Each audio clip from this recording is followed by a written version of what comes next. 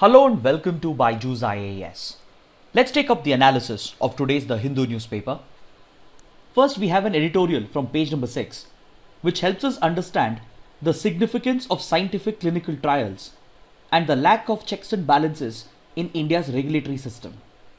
This editorial has been published in the context of Baba Ramdev's Patanjali, which claimed that it had discovered a miracle Ayurvedic cure labeled as Coronil to treat COVID-19.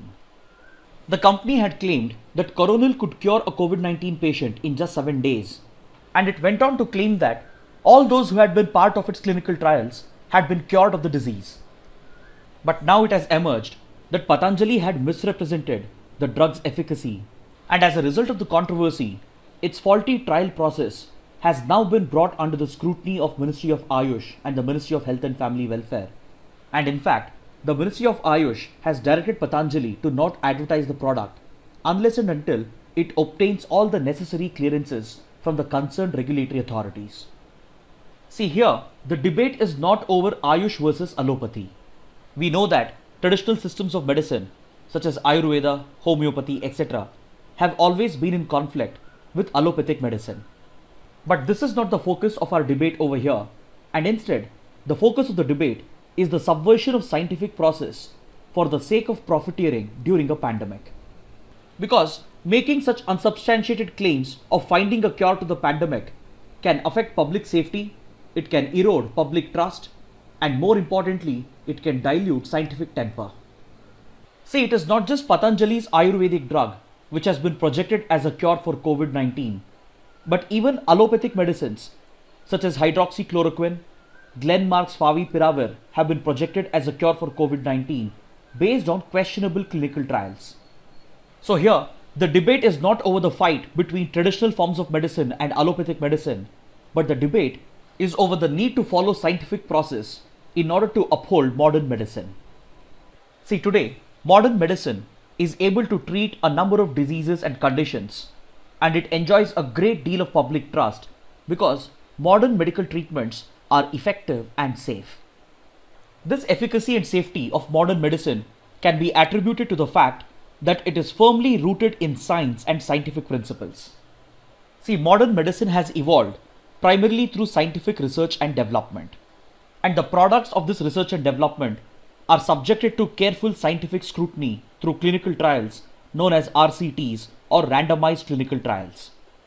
These trials clearly bring out the efficacy and the safety of a drug, and then the findings of these trials are peer reviewed in order to ensure that the science behind this medicine is nearly foolproof. So this entire process of scientific clinical trials helps us understand the actual benefits of the drug and the potential risk and side effects associated with the drug.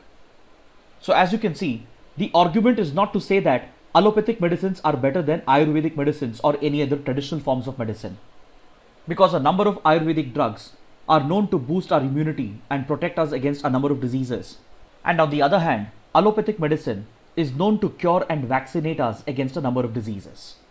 So essentially, all forms of medicine bring in their own benefits and they carry their own set of risks and side effects. So irrespective of the debate over traditional medicines versus allopathic medicine, the requirement is to subject all the drugs to thorough scientific evaluation through established clinical trials. And for this, you need a strong regulatory system that is determined to follow due process at any cost. Right now, in the case of Patanjali's drug, what we are seeing is essentially a case of breach of due process. Something similar was seen with regard to hydroxychloroquine as well.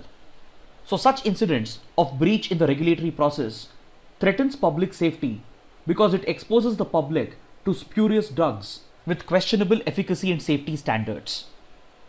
Then any serious side effects that emerge out of the consumption of such spurious drugs can erode the trust that the public has reposed in modern medicine.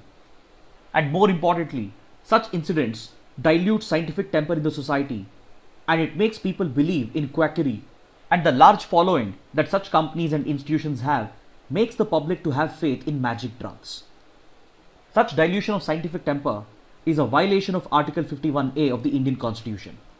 Under the fundamental duties of the citizens that has been prescribed under Article 51A of the Constitution, one of the fundamental duty is to develop scientific temper, and the spirit of inquiry.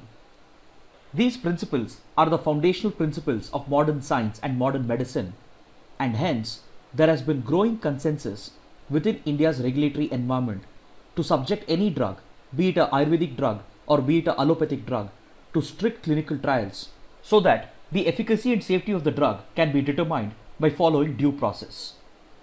So that's the reason why the editorial is calling upon India's scientific institutions and institutions which are part of the regulatory environment, such as the Indian Council of Medical Research, CSIR, etc., to call out companies such as Patanjali for breaching due process. Next, on page number 11, the Hindu again carries an interview with ISRO chief K. Sivan. In this interview, the chief of ISRO explains how the pandemic and the lockdown has affected the plans of ISRO. See, on the 1st of Jan this year, ISRO laid out an ambitious plan for executing at least 25 satellite and launch missions this year. But right now, these plans have been completely derailed as a result of the pandemic and the lockdown. The disruption has been so much that there has not been a single domestic launch of a satellite or a rocket this year. This derailment of ISRO's plans has been attributed to the disruption of supply chains, which has affected both production and as well as transportation. The disruption has been so severe that as a result of the pandemic and the lockdown, all ongoing projects and missions of ISRO have been put on hold for the time being. This is because the launch of missions such as GISAT-1, which was supposed to take place in March 2020, and the execution of projects such as Chandrayaan-3 and Gaganyaan, they all share a lot of external dependency on the industry, and they also require the movement of ISRO scientists, because ISRO's facilities related to these projects and missions are located and dispersed around the country. But as a result of the pandemic and the lockdown, industrial activities have come to a grinding halt, and as a result, the production and supply of essential hardware has been affected. Even if the required hardware is produced, the problem lies with transportation due to interstate movement restrictions. These restrictions on interstate movement has also affected the movement of ISRO's employees and scientists, because while passing through each state, they have to undergo a mandatory quarantine period, and this has completely disrupted the ongoing projects and missions of ISRO. But however, the ISRO chief has said that in-house research and development related to these projects and missions are continuing, because these R&D activities are specific to ISRO and internal to ISRO, and they are not externally dependent on the industry.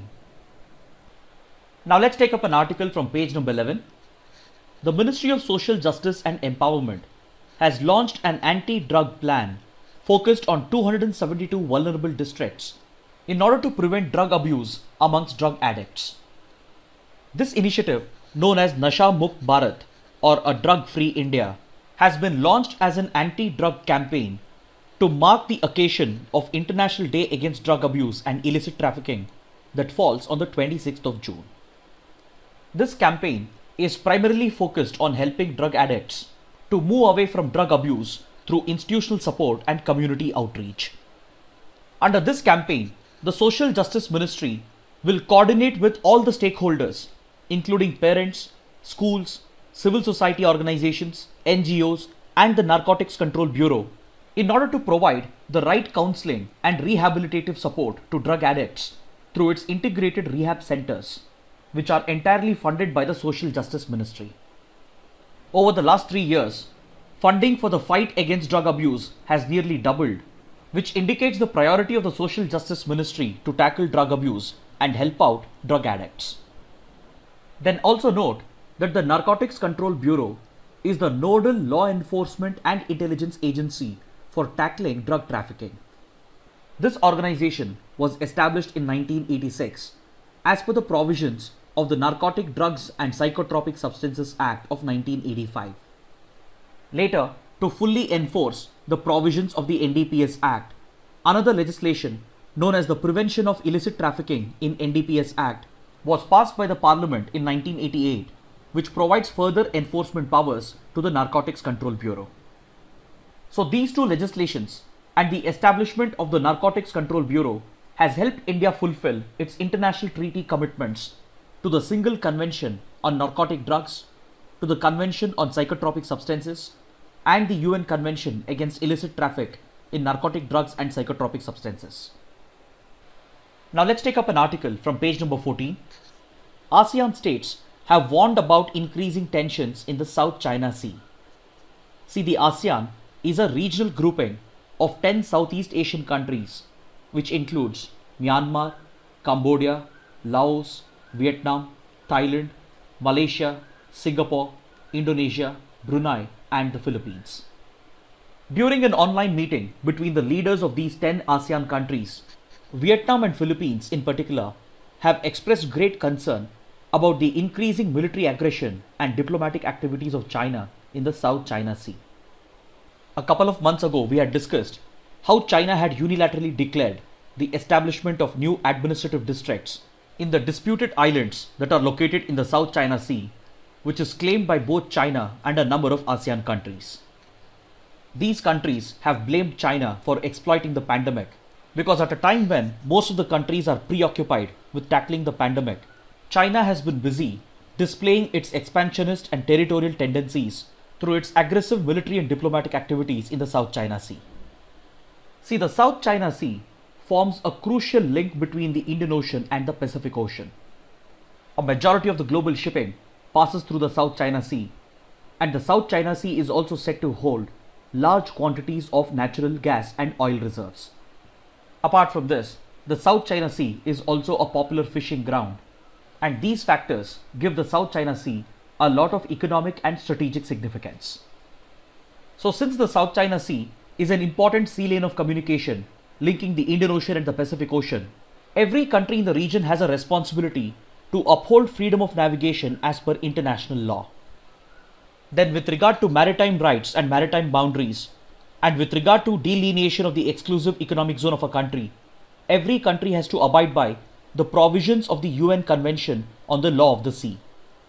But in direct violation of all these established international laws, China has laid a direct stake to almost the entire stretch of South China Sea, and it considers a majority of this resource-rich region to be a part of its EEZ through its so-called 9-dash line, which is the U-shaped line that you can see over here. These claims of China in violation of international law brings it in a direct conflict with a number of Southeast Asian countries, including Vietnam, Philippines, Malaysia, Brunei, and Taiwan. See, for example, the Paracel Islands that you can see over here is contested between China and Vietnam. Then the Scarborough Shoal that you can see over here is contested between China and Philippines.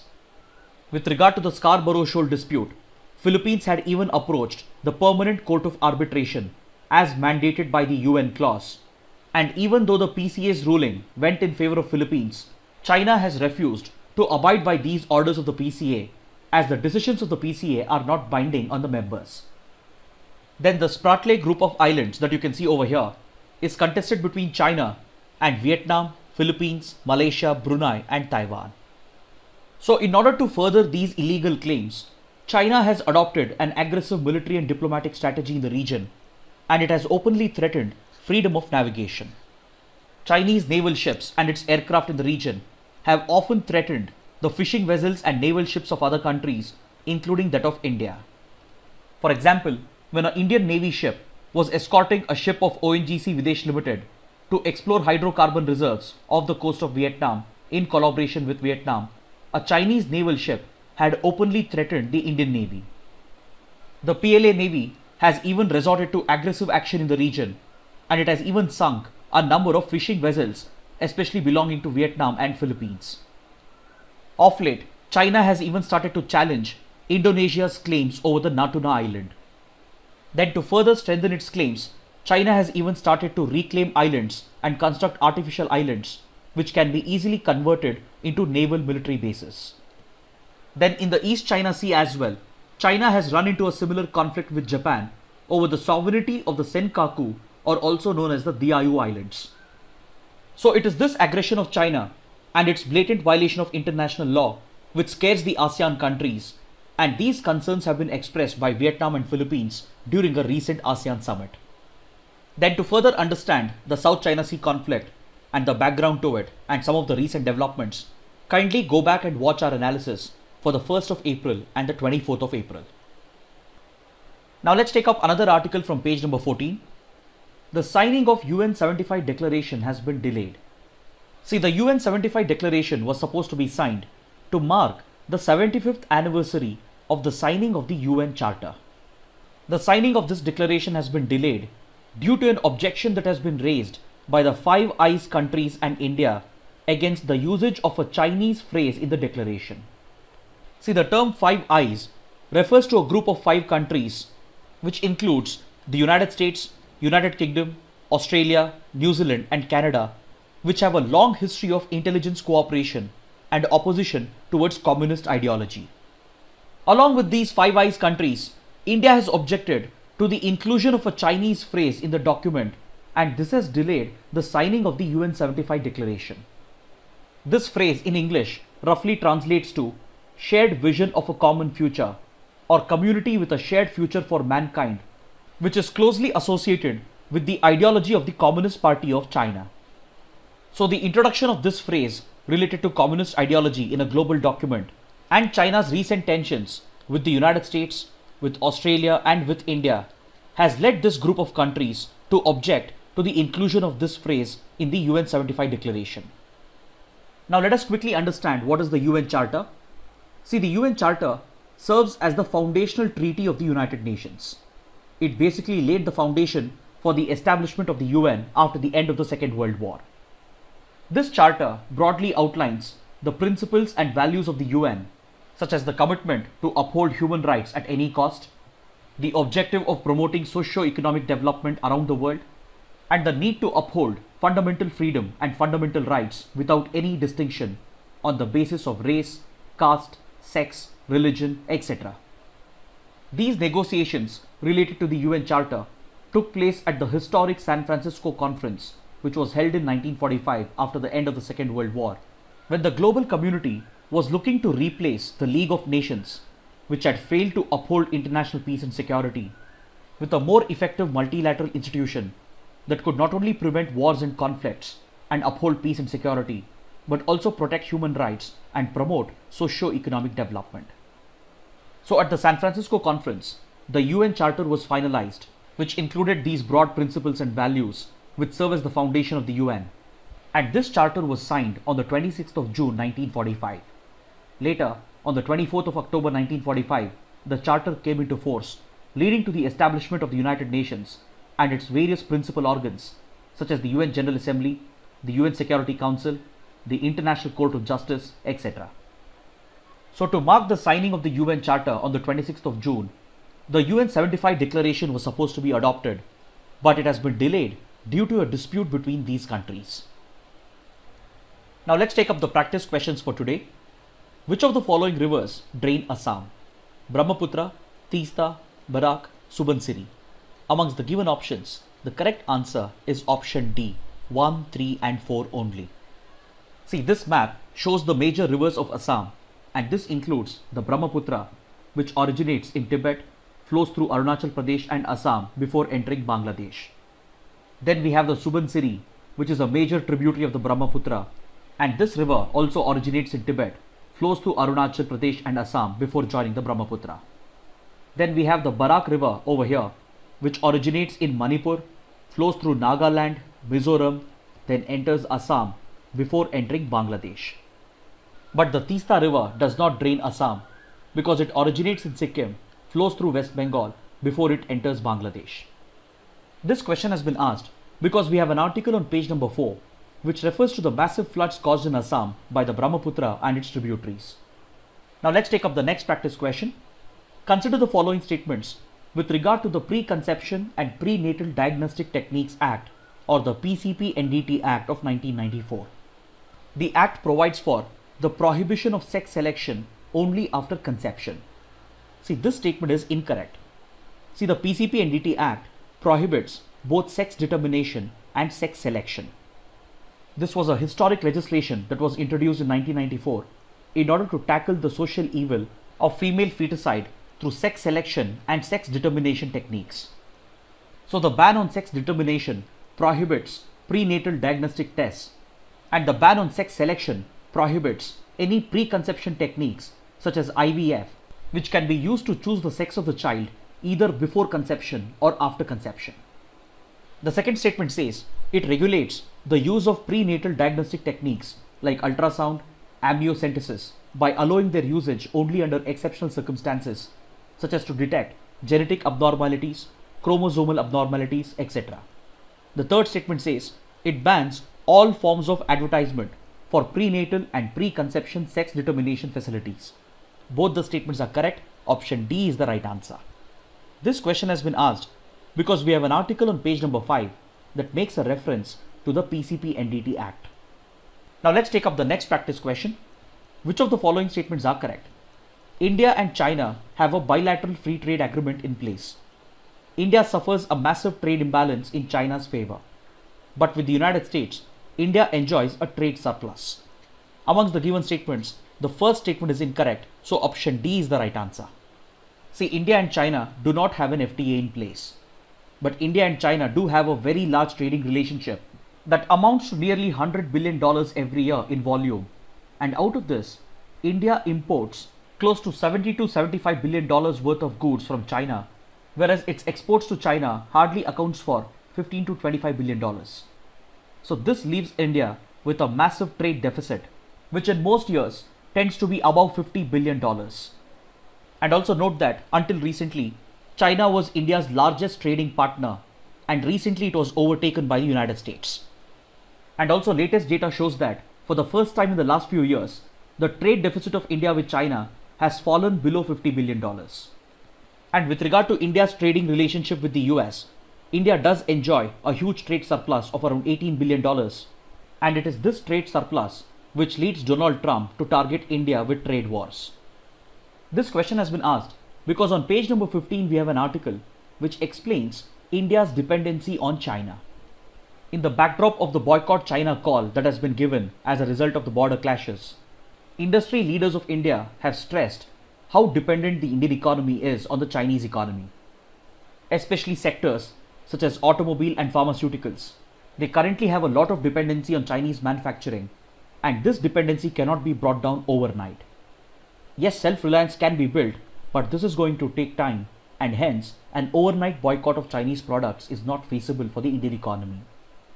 Industry leaders from the pharma sector have explained India's dependency on China by illustrating how India imports nearly 70% of its API requirements from China. API stands for active pharmaceutical ingredients, which happen to be the primary ingredient in the generic drugs that India produces. Industry leaders have explained how the massive trade deficit of India with China happens to be the widest trade deficit that India has with any country, and this makes it clear that an overnight boycott of Chinese products is not feasible for the Indian economy. Now let's take up the next practice question. Which of the following statements are correct? The Finance Commission is a constitutional body formed by the President of India. Article 280 of the Indian Constitution defines the scope of the Commission. The recommendations made by the Finance Commission are binding on the government. Amongst the given statements, the third statement is incorrect, so option B is the right answer. See, the recommendations of the Finance Commission are only advisory in nature. They are not binding on the government. See, Article 280 of the Constitution provides for a quasi-judicial body known as the Finance Commission. It is constituted by the President of India every 5th year or at an earlier time as he considers necessary. The recommendations of the Finance Commission are only advisory in nature and not binding on the government. And according to Article 281, the President shall cause the recommendations of the Finance Commission to be laid in front of the Parliament. Then what is the task of the Finance Commission? Its task is to define the financial relations between the centre and the states. It basically defines the distribution of net proceeds of taxes between the centre and the states, and this division is carried out as per the respective contributions made by the states into the divisible pool of taxes. The Finance Commission also determines the factors that govern grants in aid to states and the magnitude of it. It also recommends to the President the measures that need to be taken to augment the fund of a state in order to supplement the resources of local institutions such as panchayats and municipalities. This is done on the basis of the recommendations that are made by the Finance Commission of the state. Then apart from this, the President can recommend any other matter in the interest of sound finance, and this becomes a part of the terms of reference of the Finance Commission. This question has been asked because according to this article on page number 15, The chairman of the 15th Finance Commission, Mr. N.K. Singh, has said that the current focus of the government should not be on fiscal consolidation or on public debt. Instead, it should be on reviving growth. This means that the Finance Commission is indicating to the government that it can breach its fiscal deficit and increase its public debt in order to revive growth, which has been significantly affected by the pandemic-induced lockdown. Now let's take up a practice question from the 2016 prelims paper. European Stability Mechanism, sometimes seen in the news, is an agency of the European Union that provides financial assistance to Eurozone countries. Option B is the right answer. Finally, let's take up a couple of mains practice questions. The first question: there has always been a tension between traditional Indian systems of medicine and pharmaceutical drugs, but there is now consensus in India's regulatory system that claims by both systems of developing safe, efficacious drugs must pass clinical trials. Examine. The second question: discuss the dispute and ongoing tensions in the South China Sea in detail. Kindly write an answer to these questions and post your answers in the comment section below. So this concludes our discussion for the day. Thanks for watching.